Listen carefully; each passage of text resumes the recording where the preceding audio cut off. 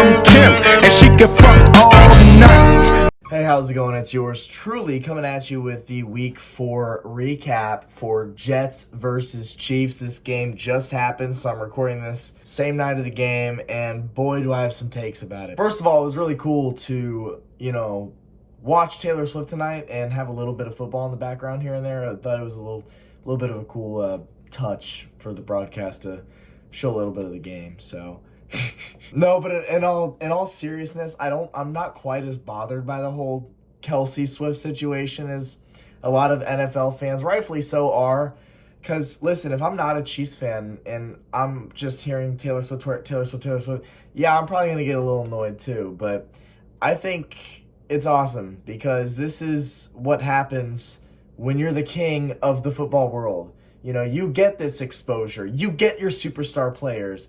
You get those superstar players winning championships, and then those championships turn into Saturday Night Live skits, and those Saturday Night Live skits in turn gets you a date with one of the biggest pop stars in the world. And then before you know it, Taylor Swift is all over the NFL scene, and the NFL can't get enough of it. Every other post on their social media is about Taylor Swift, and it rightfully is annoying a lot of people.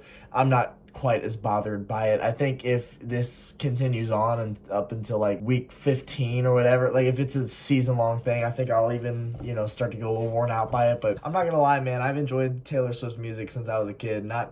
Not because like, oh, breakups and relationships, like all that corny shit. More so just I always kind of enjoyed the sound that she had. But I'm far from a Taylor Swift hater. I've always enjoyed her music. So just gonna get that out of the way because I'm sure there are some people who want to know like, what do Chiefs fans genuinely feel about the whole Kelce Taylor Swift situation? And I'm all for it. I think it's awesome. Let's just get into this frustrating ass game for the Chiefs. It just is so weird, right? Because you're looking at this thing on paper, Zach Wilson versus Patrick Mahomes. This game should be a fucking blowout, right? This should be over at halftime like the Bears game was last week.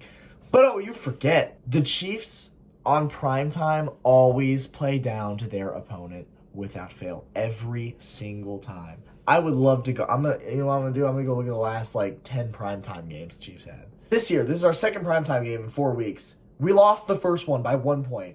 We won today by 3 points. In 2022, week 2, we beat the Chargers by 3 points, which that's fair. It doesn't matter when we play them. It's always going to be close. Week 4 against the Bucks, Sunday Night Football. That was actually not that close of a game, so I'll give it to the Chiefs there. They did what they were supposed to there. The following week, Monday Night Football against the Raiders. They're down 17-0. They come back and win by 1 point, 31-30. That game should not have been as close as it was. A few weeks later, week 9 of last year, we played the Tennessee Titans, who had Malik Willis in, who was their backup quarterback. Honestly, I don't have a great memory of it. He might have even been the third string that year. And that went to overtime. That game should have never gone to overtime. That game should have never been close. But it was, and it went to overtime. You had week 14, Sunday Night Football against the Broncos. We snuck out a win, 34-28, one-score win against a, quite frankly, terrible Broncos team. The Chiefs, man, they love playing down to competition early in the season and especially in primetime games. I don't understand it. It's almost like the first month of the season, the Chiefs really don't care about wins or losses. They just care about going down their checklist of things that we need to work on, things that we need to execute, things we need to be good at. That's kind of like how I see the Chiefs. It's the same thing every year. We'll start off kind of slow, lay one egg in there. We almost laid one tonight. We laid one against the Lions in week 1. It's just every year the Chiefs do this, and it's frustrating because you play a game like the Jets, a quarterback like Zach Wilson, you're supposed to kill them. You're supposed to win. The game is supposed to be over at halftime, much like how the Bears game was last week. And I'm thinking to myself, you know what? If the Bears game last week was Sunday Night Football, would that have been a one-score game? Honestly, it might have been. Let's get into this game. The Chiefs came out strong. They took 3 minutes, 25 seconds off the clock, went downfield, got a Harrison Butker 37-yard field goal. So it's 3-0 very early on. And the Jets are held to a 3-and-out. Okay, and then the Chiefs get the ball back, and in 5 plays, they run a touchdown, highlighted by Isaiah Pacheco's mean 48-yard run. I mean, this dude runs with, anger. I don't get it, but he's he's fun to watch, man. Like, he is really fun to watch. I fail to understand why we don't go to him more over Clyde Edwards-Helaire. And even when we do go to Clyde Edwards-Helaire, I'm thinking to myself, why is Clyde Edwards-Helaire getting more snaps than Jerick McKinnon at running back? I just don't understand it. Clyde Edwards-Helaire is not good. He's a bust. 4 years now, he's been the same player, no vision, always runs into the biggest pile of dudes he can find. It's terrible. So the Chiefs are up 10-0 early in the game. The Jets get the ball back. It's 4 plays, and they punt. So the Chiefs get the ball back. What do? 6 plays, 2 minutes, 48 seconds, 89 yards. Highlighted by a Noah Gray 34-yard pass from Patrick Mahomes. It's a touchdown. It's 17-0 Chiefs in the first quarter. And it just looks like they're going to run away with the game. But little did we know, that touchdown that came with 3 minutes and 24 seconds left in the first quarter would be the last one of the game for the Chiefs. Are you kidding me? That's just, it was hard to watch. So let's just, we're going to get to the next drive, okay? So it's 17-0. The Jets get the ball back. They go 6 plays, no score. They have to punt. So the Chiefs get the ball back. They have it at their own 4. And on 3rd and 7 at our own 7, Jawaan Taylor gets penalized for a face mask. Yeah, it was a face mask. It was a penalty. The problem is that the refs deemed that the penalty began in the end zone, which thus gave the Jets 2 points for an automatic safety. But when they showed the replay, it was clear as day that the face mask penalty actually began outside of the end zone, meaning that it shouldn't have been a safety. It should have just been a penalty. You replay the down. That's what it should have been. Even Gene Steratore, the NFL rules expert that comes on and tells you his opinion, ex-NFL ref, a lot of people trust his opinion. Even he was like, listen, this play, it started before the end zone. It should not have been a safety.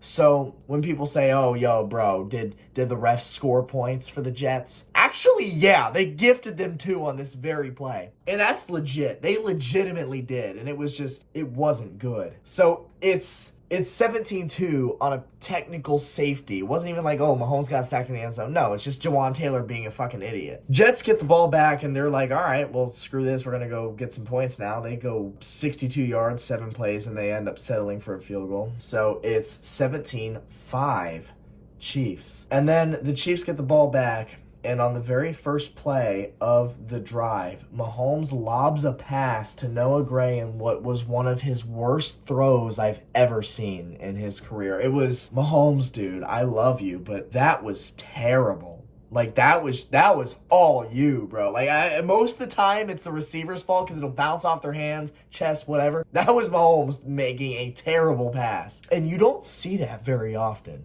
You really don't. The Jets get the ball back. It's 1st and 10. They get a false start, so it's 1st and 15. Zach Wilson throws a 2-yard pass.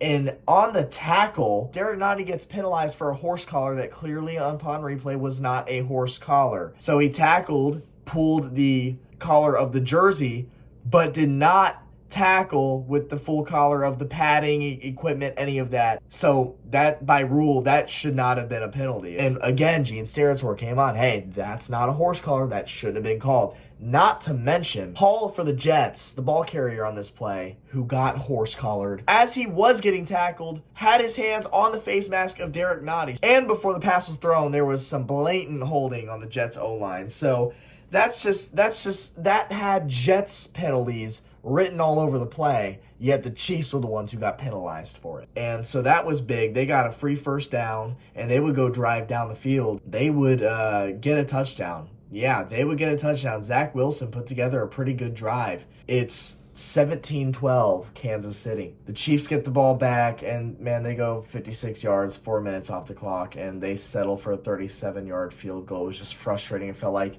nobody on the offense could run a route. It looked like nobody on the offense could catch a ball. It looked like Mahomes was doing everything out there. It was frustrating. So I was just glad we got the field goal there, 20-12. And then what would happen? The Jets would get the ball back. 30 seconds left in the half. They have 4th and 1. And they decide, hey, you know what? Let's just settle for the 52-yard field goal.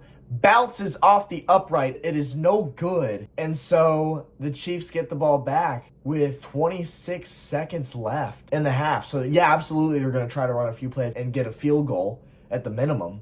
And so what happens is Mahomes gets the ball back. On the first play, again, he throws, a terrible interception. It is so rare for Mahomes to throw one of these in the span of like 10 weeks, let alone twice in the same game, let alone twice in the same half, let alone twice in the same quarter. Twice in the same quarter, Mahomes threw two of his career worst interceptions. They were just total lobs that went straight to the Jets defense. I mean, it wasn't even a jump ball or anything. It was just a free pick for the Jets defense every time. It was terrible. I'm sitting there thinking, what the fuck is Mahomes doing? It's like, it was so frustrating. So the Jets get the ball. They were inching near field goal territory, and thankfully Chris Jones came up clutch with a 2nd and 10 sack with 4 seconds left. So it ran the clock out and went to halftime. So the Mahomes interception late in the half proved to not be costly for the Chiefs, as the Jets would not turn that into any points at all. The third quarter starts, the second half. Zach Wilson gets the ball, and he just turns into Patrick Mahomes. I don't get it, but Zach Wilson, something happened in the locker room at halftime, and he turned into Patrick Mahomes on this first drive.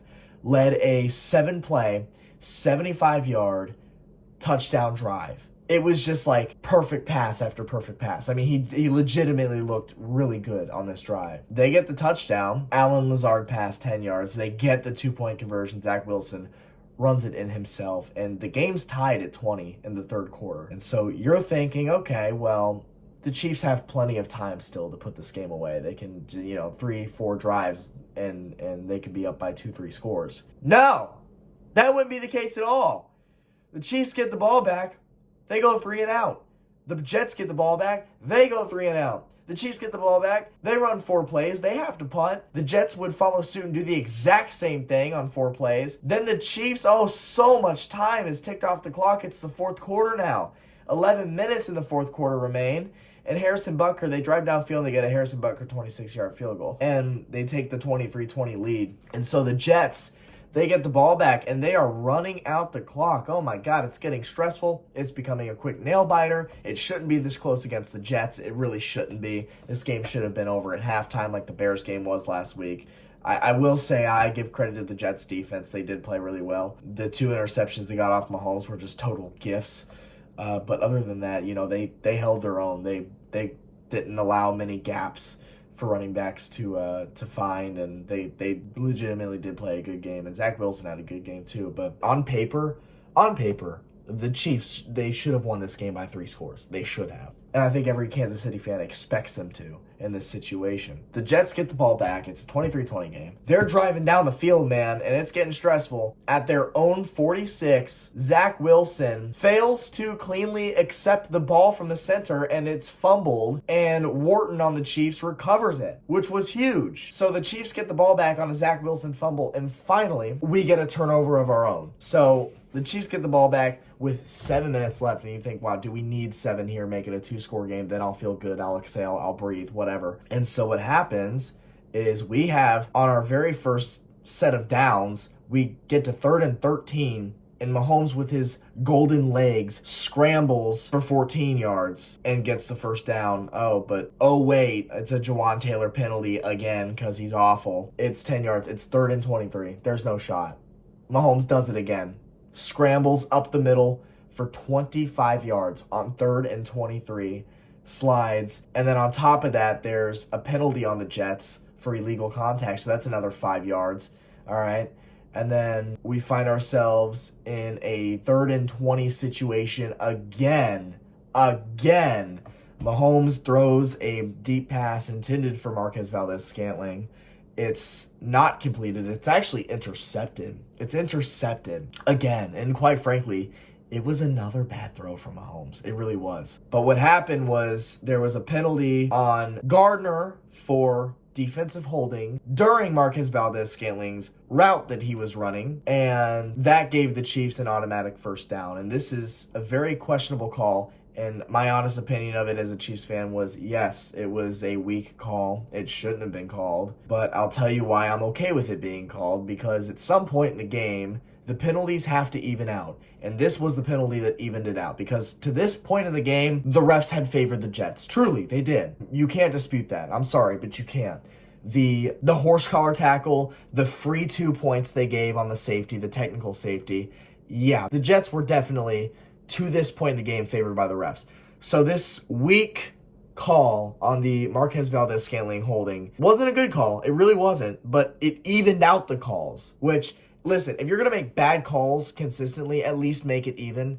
And that's what happened here. This was a good example of it. I'm seeing your average 12-year-old kid on Twitter that, is quick to want attention and want likes to comment, oh, well, the refs bailed out the Chiefs once again, blah, blah, blah, refs. It's always, anytime there's a close game and the Chiefs win, it's always refs. Every single time. It's always refs, according to everybody on the internet. Chiefs are always bailed out by the refs. The refs love the Chiefs. And guess what? Chiefs fans don't see it that way at all. In fact, most games we think the refs are against us. And so it's just whenever we play primetime, that's when the refs are doing the most work. And obviously, and that's when people see all the shit that's called and are like, oh, well, the Chiefs are bailed out by the refs. No, they're fucking not. I promise you they're not. It was a weak call against Gardner for the automatic first down, but it evened out the game to this point. I mean, let's not forget the Jets literally had 2 points gifted to them by the referees that it shouldn't have been. So yeah, the Chiefs take this opportunity and run with it. They just run out the damn clock, man. They just run it out. They get a few first downs here and there. They have a 3rd and 8 at the Jets 11, and Mahomes scrambles for 9 yards. He could have ran into the end zone, had a lane too, but what did he do? He slid down at the 2-yard line to ice the game. That's right. This was the first play after the 2-minute warning. The Jets had no timeouts left. If you score that touchdown, yeah, you'll be up by 2 scores, but hypothetically the Jets get the ball back still. They could go down quick, get a field goal, and hypothetically recover an onside kick, and hypothetically go down and score a quick touchdown and tie the game. So by just sliding at the 1-yard line, whatever it was, it guaranteed that you could just kneel it and the game would be over. So it was a very anticlimactic ending to a very close game. Shouldn't have been close game, but the Chiefs run away with this one. And my post-game takeaway is that, A, the Chiefs do this shit every year where they have some close games like this against some poor opponent that it shouldn't be this close. But I think what happens is that the Chiefs get there and they're like, all right, well, we don't care about the first month. Let's experiment with some shit. Let's find out what works and doesn't work. So that way when we get deep in the season and it matters the most, we know how to win games. That's just what it seems like, because it's the same story every single year with the Chiefs, more specifically primetime games. In primetime games, Chiefs always love playing down to their opponent. That's just who they are. They're a Super Bowl winning team. They're capable of winning plenty more. They really are. But in the regular season, god damn it, they love playing down to competition, and I just don't understand it. And it's frustrating. This was one of those unsatisfying wins where it's like, yeah, I'll take the W, but dude, you could have played so much better. You really could have. And so the Chiefs, they are 3-1, lead the division, actually lead the AFC. If the season ended today, we'd have the number 1 seed, which doesn't say much at all, because 3-1, everybody's very close within it. Everybody's very close to each other. So anyways, let me know what you think about this game, man. I will catch you in the next video. Thank you so much for watching. It is yours truly, your favorite Chiefs YouTuber, football YouTuber, sports YouTuber in general, man, on all of YouTube. I'll catch you in the next one. Peace out.